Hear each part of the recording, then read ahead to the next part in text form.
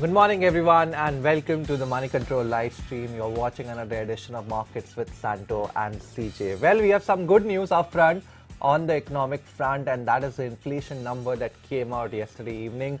Now, inflation surprisingly has slumped to an 11th month low. Yes, you heard that right. After seeing inflation in the territory of or the vicinity of 7.5% for most of the past 1.5 years, we finally have gone below the tolerance band of 6%, 2 to 6% as far as the RBI's Monetary Policy Committee is concerned. Now, if you look at the number for the month of November, it came out at about 5.88% as against about 6.77% in the previous month. Now, this number is sharply below what the market was expecting. Market was penciling in an inflation number in the territory of about 6.25 to 6.3%. So clearly, it has been a very positive surprise as far as inflation is concerned.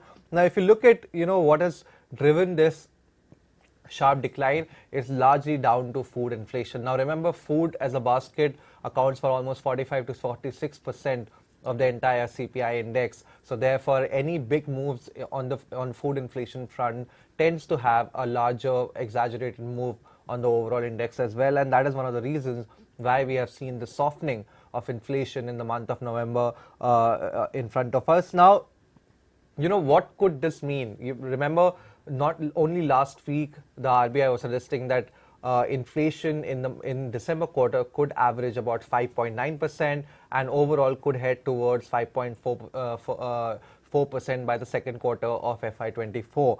Now, with such a low inflation number already in the month of November, and if we can get a similar reading in the month of December as well, then you can probably expect the market to start, penciling in a pause as far as the rate hike are concerned going ahead, and possibly a shift in stance as well. Because remember, at this point of time, the RBI stance remains that it is trying to withdraw. It is on the mode of withdrawing accommodation from the economy. A lot of economists are expecting that in the upcoming February meeting, the RBI's MPC will shift its stance towards neutral and possibly do another 25 basis point rate hike. At least that was the signal coming out of the previous MPC. But with an inflation number like this, and hopefully, fingers crossed that this continues, I think this could clearly mean that the RBI MPC may not need to raise rates by as much as it had indicated in the previous meeting, and clearly the market will now start to bet towards RBI pivot come February, Santo. Well, CJ, so the basic argument is that interest rates will fall and then markets should start rallying again. No, it will not fall, but at least it has to pause right now. There is no reason for interest rates to fall at this point of time because, of course, growth is still quite sturdy. I think the fall in interest rates will probably come towards the second half of FY23, not really right now. At this point of time, the RBI would pause, sit tight and see what is almost 220 basis points of rate hikes will do to the economy and to inflation, and only then take the next view. Well, some bit of cherry picking there by my friend CJ, because he spoke at length about the drop in inflation, but it is forgotten or conveniently forgotten to mention the fact that IIP has also contracted during October, which is not a very good thing. But the expectation was that it will contract in the month of October. I think market was expecting that it will contract by 1%. Well, it depends on whose expectations you were going by. There have been all kinds of expectations there. But CJ, yes, that is again something. Besides, I would say that CJ, to a large extent, maybe the easing of inflation had been factored in by the market, and that's why you saw the share prices rally for the last over the last month or so. To a large extent, this has been adequately factored in.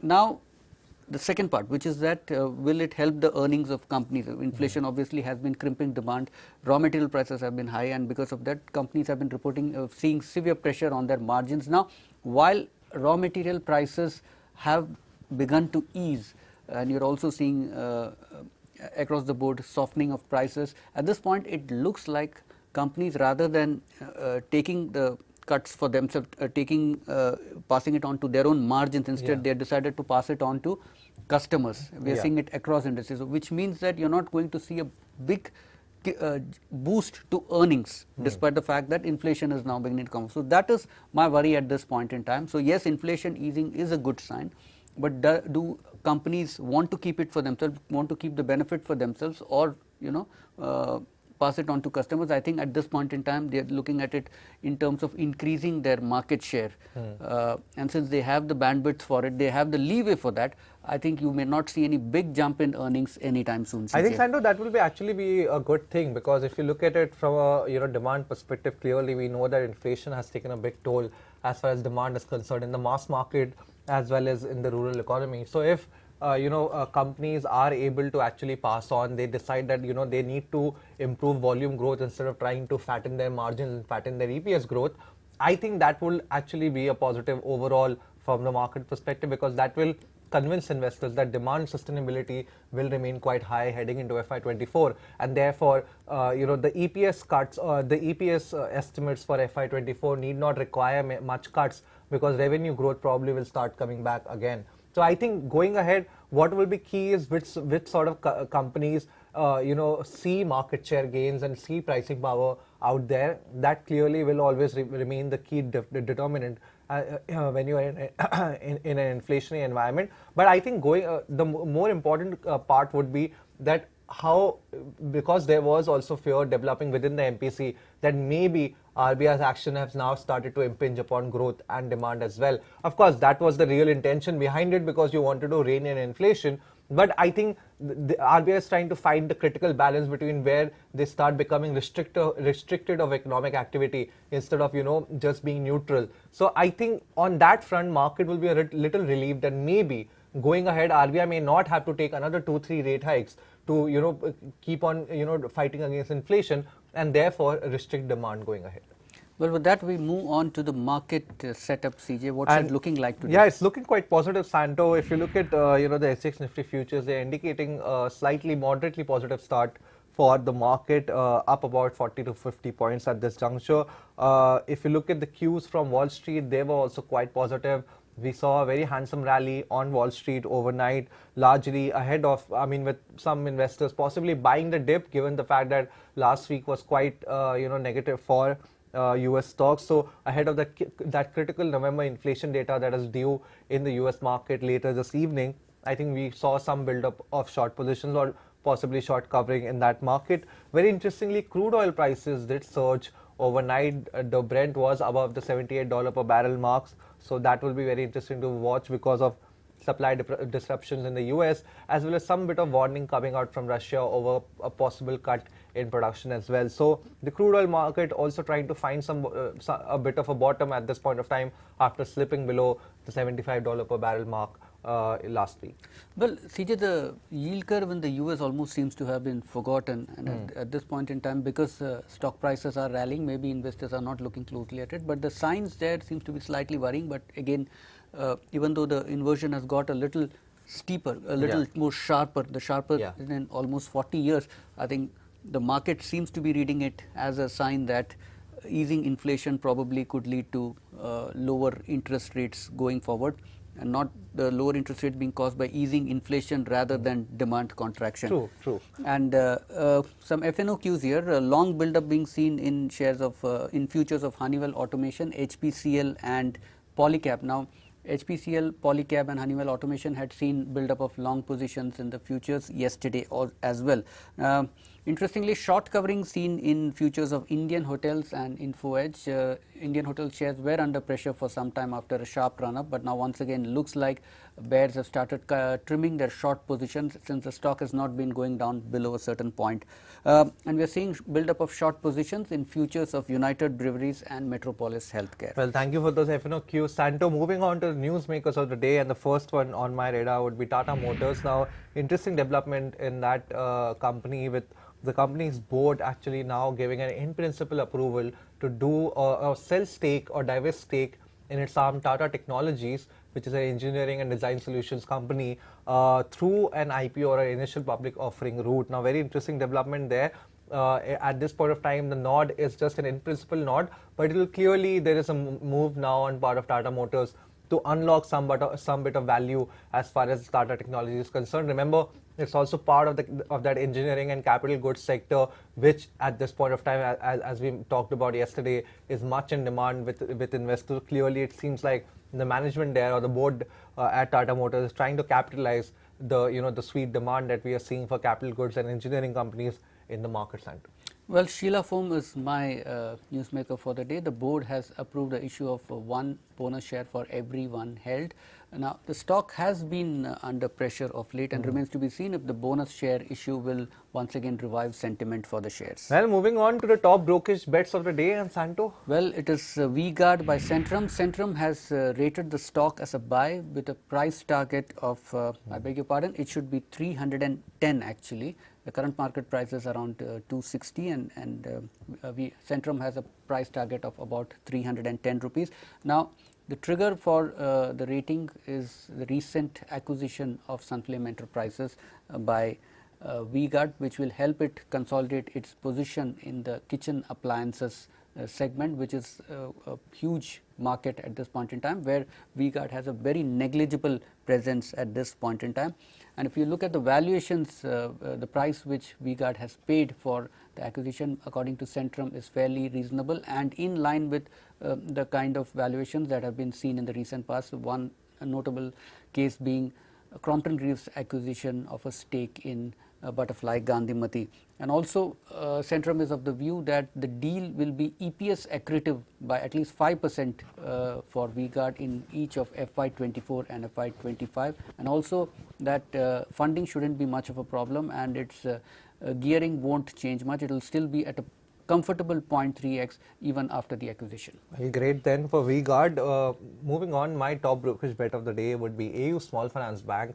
Now, a note coming out from Motilal Oswal Financial Services. They have retained their buy rating on the stock with a target price of about 750 rupees. Now, this note came out after after the analyst day meeting that Motilal Oswal held with the lenders management, and now after that, these are the thoughts that MOSL had, and they said that the prudent underwriting that the company is doing at this point of time will continue to strengthen the asset quality going ahead. Now, remember, AU Small Finance Bank has seen a large improvement as far as asset quality is concerned after the shock of the COVID-19 pandemic in 2020 as well as 2021. Also, at this point of time, if you look at the two main segments where they are seeing very strong growth, that is A, commercial lending, and secondly, secured business loans as well. So both those segments are actually where the management focus is really shifting at this juncture. They're really seeing strong traction coming in from those two segments, and generally AU Small Finance Bank caters to the small companies, MSMEs, SMEs and the like. So clearly at this point of time, I think that really holds well from an economic standpoint as well. Lastly, Motilal Oswal sees about a 25% annualized growth in the earnings per share of AU Small Finance Bank over the next 3 to 4 years. So clearly a very strong growth pathway building for AU Small Finance Bank after the shock of 2020 and 2021 as far as the pandemic is concerned. So those were the hot brokerage bets. Moving on to the stock takes of the day, and the first one is from the cement space. But before we get there, Santo, I think we should address the market open with the opening bell ringing just a second away now. I think we should have the first quotes in front of us, and it has been a positive start, a moderately positive start, with the Nifty and the Sensex higher by about 0.2% each. If you look at a Nifty Bank, again higher by about 0.2%, and the market breadth quite strong. Well, close to 1600 stocks up and barely 250 stocks down at this point in time. So good strong start for second line shares. Now again we'll have to see whether it sustains, because yesterday too we had seen a strong start for second line shares, but most of the gains were given up towards the end of the day. Well, moving on to the stocks on our watch list this morning, beginning with Dalmia Bharat. Now the company is in the limelight after the decision to acquire the cement and power plants of the JP Group. Dalmia Bharat will be paying close to 6,000 crore for this transaction. Now the biggest advantage, the benefit from this obviously is that it will help the company become a pan-India player. Now right now Dalmia Bharat's main market is the eastern markets. Now what this acquisition does is it will help Dalmia Bharat now get a foothold in some of the key northern and central markets as well, and that has led many brokerages to turn bullish on Dalmia Bharat. Now the stock has had a fairly good run early on in the year.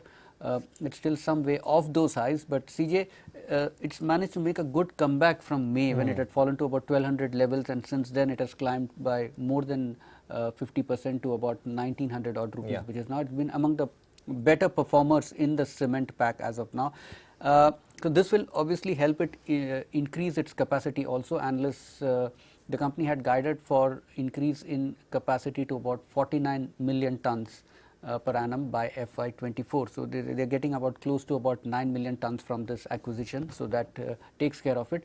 Besides, CLSA has said that the cost of acquisition at close to about $73 per ton is pretty reasonable, and it is far less than what it would take to set up fresh capacity. So usually in the case of acquisitions, what happens is most companies, their enthusiasm tend to overpay, and that then means that it will take much longer for them to recover their cost. But in this case, the deal seems to have happened at a much reasonable price. CJ. That is true, Santo. I think, but if you look at the stock, I think it seems like the market has already priced in the benefits from this deal. Yesterday, of course, when the deal came out during market hours, you saw Dalmia Bharat stock spurt about 5 to 6% in trade before closing a little lower than those days highs. And today, I think you are seeing some bit of profit booking after those sharp gains yesterday. Now, I think the key question mark going ahead with respect to this deal is, of course, it addresses the concern that Dalmia Bharat's revenue model was too concentrated in the southern and the eastern Indian market. Now, eastern Indian market, of course, has been plagued with demand supply issues for a very, very long time. There was a sand crisis there, electricity crisis there. Clinker plants were not able to get much of energy, and also demand, because of lack of infrastructure projects there, was also suffering. So given the fact that the eastern Indian market was not doing that great, whereas the southern Indian market, of course, has been the highlight for Dalmia Bharat, I think this at least takes away the concern that the company is no longer dependent on those two markets and is now inching towards becoming a pan-India cement player, much like, say, for example, you have ACC Ambuja as well as Ultratech Cement. But I think for these three or four plants that Dalmia Bharat has acquired in Chhattisgarh, Eastern UP as well as Madhya Pradesh, I think the key issue would be whether the limestone availability would be as great as market would expect it to be, because limestone is a key ingredient, and if the availability there is not that great, then that could spell trouble as far as getting the efficiency level higher for these plants is concerned. Also, let's not forget that the Eastern UP market and the Chhattisgarh market have not really seen that great demand. They have also seen a lot of supply side issues. Train racks in Chhattisgarh were not available for a very long point of time over the past few years, and that has resulted in a lot of issues for Dalmia Bharat earlier as well. So I think going ahead, it will be key to see whether they can expand on these plants, whether they can increase the efficiency level of these plants, and whether there is enough demand to be able to recover the cost that they are investing in these few plants going ahead. The first stock on my radar today would be from the paint side, and this would be Asian Paints. Now, Asian Paints has of course taken a considerable correction over the past 12 months because of higher global crude oil prices, higher input costs that has crimped the company's margin. At the same time, demand has not been that great because of the rural economy suffering due to high inflation. But with crude oil prices falling almost $20 per barrel over the past few weeks, I think now that can become a positive as far as the company is concerned. You would see some bit of positive coming in terms of the margins of the company, at least going ahead. And if inflation eases as it does in the month of November, you could also see rural recovery or the rural decorative paints demand also coming back for Asian Paints. Also, from a technical standpoint, the stock recently made a breakout above its 200-day moving average, that is the simple moving average, as well as the 50-day exponential moving average as well. So both those key resistance level being breached has really made a lot of analysts, technical analysts, quite optimistic on this counter. Prabhudas Leeladhar said that the daily chart of the company is making an ascending channel pattern which is throwing up a target price in the vicinity of 3,850 rupees over the next couple of months. So clearly this could be one stock, at least from a tactical or trading point of view, could be something to look out for, but fundamentals also are improving for Asian Paints. Well, CJ, my argument against Asian Paints at this point is that now for more than a year, almost about 14 to 15 months, the stock has really not been performing. Yes, there's been spurts of bounce backs here and there, but consistently it's not been able to make money for someone, let's say, who's been holding the stock for a year. The second part is that clearly this is an expensive stock. It has remained expensive for a long time, and that's unlikely to change. But now market also seems to be getting a little apprehensive and having second thoughts whether it should be assigning such a high valuation to a stock. It's roughly, according to Jefferies, it's quoting at close to about 67 times 1 year forward earnings. Now that becomes relevant because you're only going to see competition increase. Now Grasim has already sounded the bugle, and as it keeps improving, it's strengthening its network across the country, which means that there's obviously going to be a lot of competition for Asian Paints. Now the whole premise on which you assign these higher valuations to the stock was that earnings visibility is very strong. Now that could come under a bit of pressure. You may not exactly see a steep fall, but somewhere competition will make its presence felt, and that's going to hurt Asian Paints margin.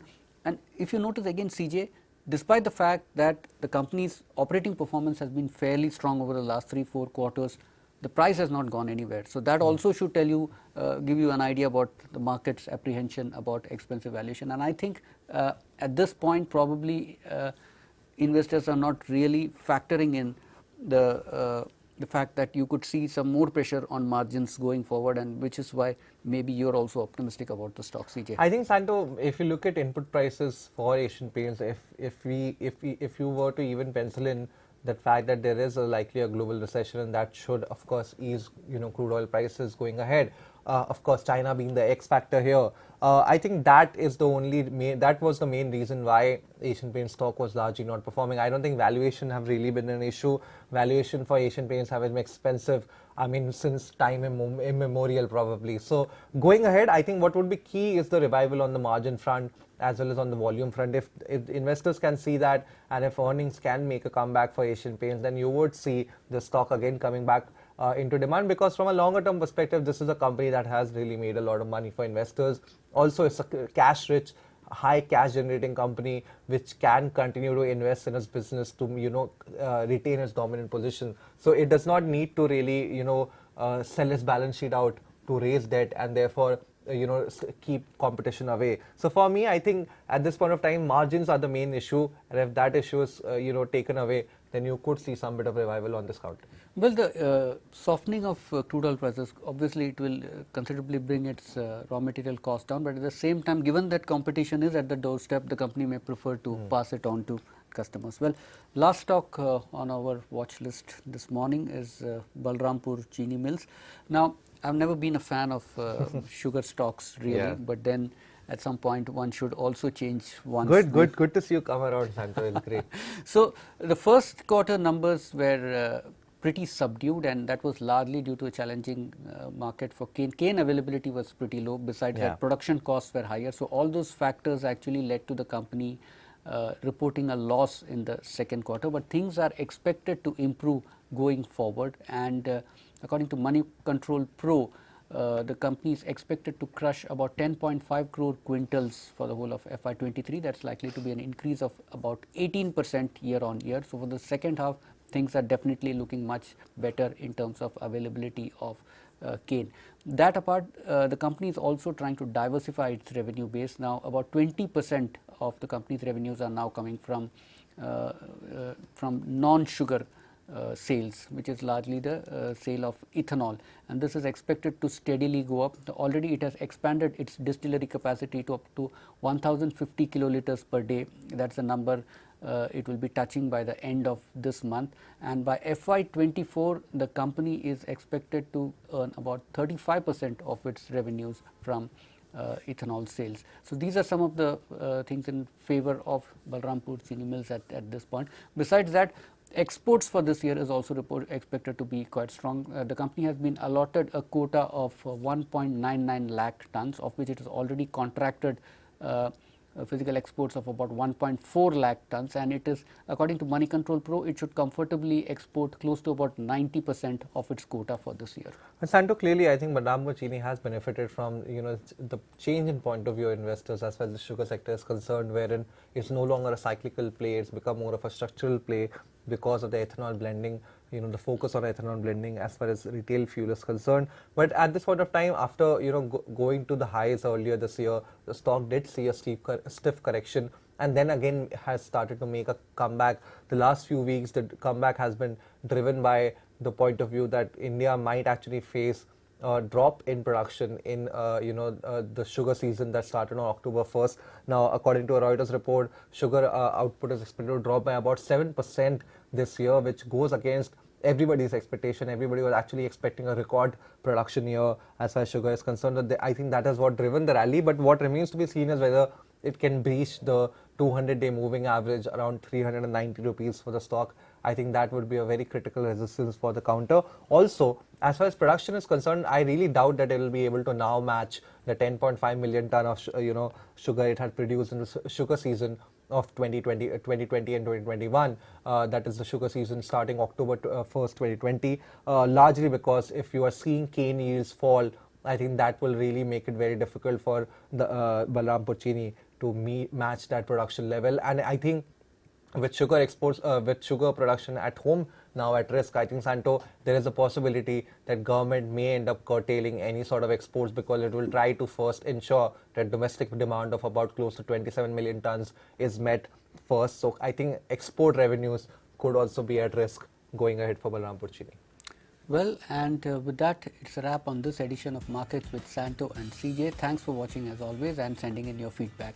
And guys, keep following us on the social media links that you can see at the bottom of your screen. And for rest of your financial news, stay tuned to moneycontrol.com and download the Moneycontrol app. We'll catch you again live at 3 p.m. with all the day's action, and also some answers for the stock queries that you had posted in the comment section.